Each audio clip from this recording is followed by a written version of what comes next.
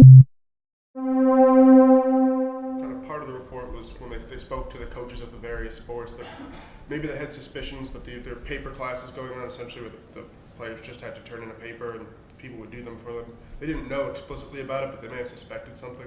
As a head coach, how kind of involved do you like to be with students' academics, and do you think if there was, I mean, this is an extreme, but if there was Yeah, a lot of the anything going on, things. you would know? Yeah, a lot of things you're talking about, I'm not familiar with. What I can do is to speak to our regard. Sure. My biggest responsibility is when we take a kid into our program is to ensure that he has opportunities to excel academically. Sometimes that means putting football second.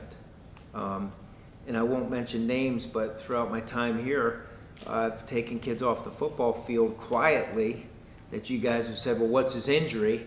And I didn't say, well, his injury is that he struggles with math and he needs a tutor, and the only time we can get a tutor is during practice, so he's missing practice today.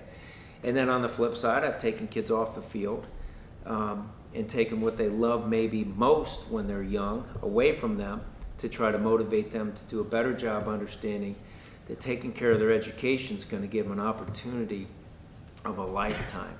And the best example, and it's not embarrassing to bring up his name because he's grown, would be Ivan. Ivan was struggling, and football was here and academics were here with his mindset. And we had to get that thing turned, so we decided with his family and myself, we decided that the best thing to do was to make it really hard for him and take football away to see if we can see that change agent. We did that. He did extremely well in school. He's matured as a young man. And that's the type of thing that we look at. The one thing I can promise the parents when we recruit their sons is I can promise them that we're going to do everything we can to give them a chance to be successful academically. And that if football is getting in the way of that, we'll take it away. Because the teams that I've coached that have had the most success were the teams that had more players understanding how important it was to create that balance in their life. Because when they take care of their academics, for me at least, in my experiences, when they take care of their academics in a mature way, they become better football players because they approach it the same way in their preparation. And to me, that's one of those processes that we really owe to the student athlete. And I tell them there are no shortcuts.